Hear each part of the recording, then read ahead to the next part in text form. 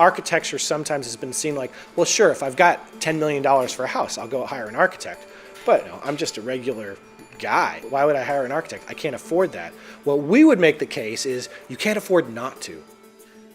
The business community here has put together an organization basically of the business owners up and down the street. And since we're new on the street, we were very interested in being part of that. The students who are working with the Downtown Redevelopment Committee, they're looking at how do you take the street and make it more pedestrian friendly.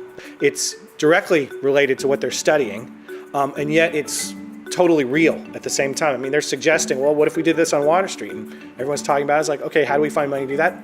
Let's do it. I mean, the same thing when you mentioned the library, which we did for the town of Richmond. They're talking to town managers. They're talking to those involved in economic development. They're talking to librarians.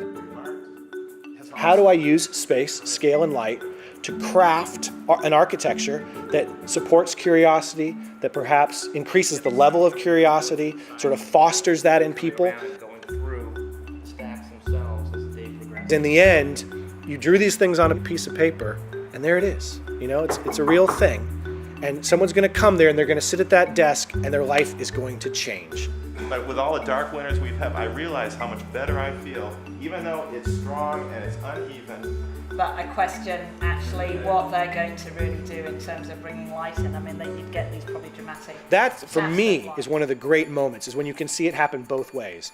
Is that the student realizes, I have a certain kind of knowledge that I want to share, and the community member, wherever they are in that community, realizes also, we should be talking to these people.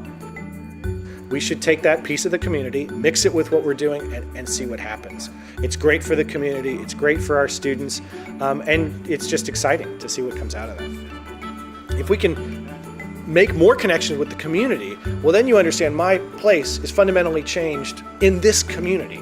I don't have to move to New York City. I don't have to leave Maine. Stay in Maine, but change Maine.